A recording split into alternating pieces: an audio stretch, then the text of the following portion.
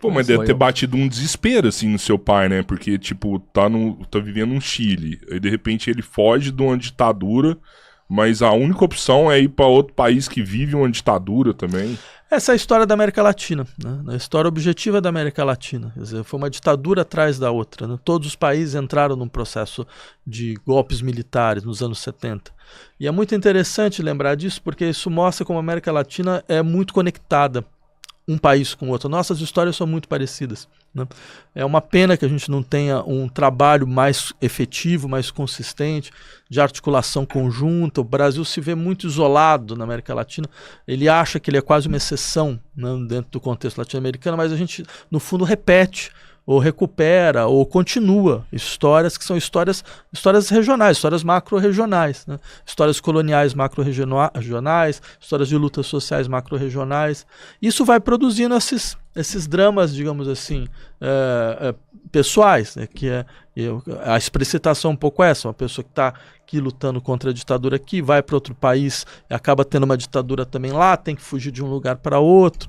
É a nossa história. Professor, eu tava pensando nisso hoje, assim, por que o brasileiro demora tanto tempo pra olhar pra história e ver assim, pô, olha o que tá impactando a minha vida, olha o que tá influenciando, sei lá. Eu até pensei, no meu caso mesmo, né, pô, agora que eu tô pensando nisso, eu tô com 46 anos, agora que eu fico pensando nessas coisas, durante os 25 até os 40 e poucos anos, eu só pensei em trabalhar, e não resolveu nada da minha vida, e agora eu paro pra pensar e falar, mano, eu fui influenciado o tempo todo, por que eu perdi tanto tempo? Porque a história brasileira é uma história de silenciamento e de apagamento. O Brasil foi feito em cima do silêncio e do apagamento. Essa é a nossa história, desde o início. Para você ter uma ideia, veja, aqui habitavam povos que tinham sociedades extremamente avançadas do ponto de vista tecnológico, não eram sociedades atrasadas, muito pelo contrário, os povos ameríndios eram 8 milhões de pessoas. Hoje, são 800 mil pessoas. De 8 milhões para 800 mil, qual é o nome técnico para isso? Genocídio, exatamente. Então já começa com a história do genocídio. Segundo, quando a colonização começa, tem um economista muito importante no Brasil, chamado Celso Furtado, num livro fantástico, A Formação da Economia Brasileira, onde ele lembra o seguinte: o Brasil começa não como uma sociedade de ocupação, começa como um experimento econômico, que é o latifúndio escravagista primário exportador. Isso funda o Brasil. E esse latifúndio, ele estabelece basicamente o seguinte: as pessoas, os sujeitos são divididos em dois tipos. Aqueles sujeitos que são reconhecidos como pessoas e aqueles que caem à condição de coisa. Então a gente colocou a condição de coisa, sabe? O Brasil recebeu 35% de todas as pessoas escravizadas na África, que foram enviados para a América, vieram para o Brasil. Foi a maior colônia de escravização da América inteira. É o maior experimento necropolítico moderno, um dos maiores. Entendeu? Então isso é a nossa história. E essa história, para que ela possa continuar, ela precisa ser apagada. Ela precisa ser silenciada.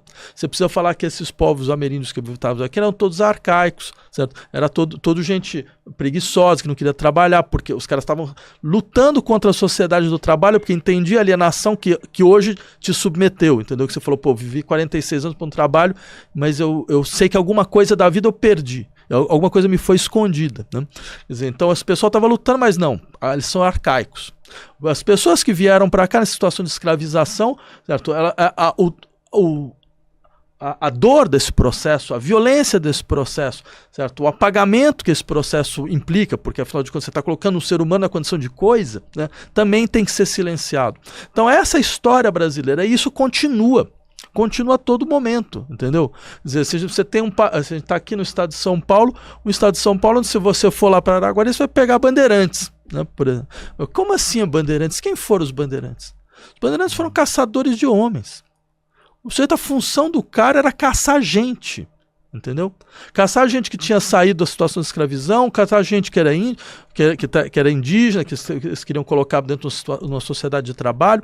Então, essa é a nossa história. Então, é muito natural que as pessoas elas não tenham esse acesso imediato à sua própria história, porque faz parte da própria constituição da sociedade brasileira esse bloqueio. O Cabeleira falou aqui que ele demorou 46 anos para começar a ter alguma luz, né, alguma percepção de uma realidade diferente.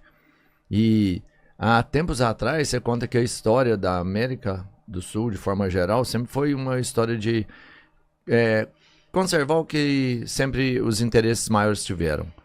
E eram ditaduras. Até hoje a gente vive uma ditadura com uma roupagem diferente, então, entendendo que a gente ainda não enxerga o que precisa. Eu diria assim, a gente não conheceu uma democracia no sentido forte do termo. Primeiro, no caso brasileiro, o máximo que a gente construiu foi uma democracia geograficamente sitiada. Ou seja, uma democracia aqui nesse bairro tem democracia. Porque você não vai ter, se a polícia chega aqui, você vai ter garantia de integridade física, sabe? Você não vai estar, sabe? Você tem algum tipo de digamos, preservação, né? Só que fora daqui, se você vai para a periferia de São Paulo, aí não tem democracia, nunca existiu. Aí é uma farsa, completamente. Então, ou seja, uma democracia que funciona para certos grupos, em certos lugares. Já começa por aí. Então significa que essas outras pessoas, elas foram submetidas a um sistema onde a todo momento o poder mostra para elas que elas são vulneráveis, que elas são matáveis sem dolo. Se tem uma batida policial aqui em São Paulo e morre 10 pessoas em Paraisópolis, cara, não tem drama, não tem problema. Porque assim, você não vai nem saber quem são as pessoas, você não vai nem descobrir a história das pessoas, não vai ter luto, não vai ter dolo, não vai ter nada. Isso é democracia aonde? Você percebe? E eu insistiria, isso não é só um traço brasileiro, é verdade. É um traço de todas as sociedades que passaram por histórias coloniais e essas histórias continuaram no modo de organização do Estado com os setores da sociedade civil.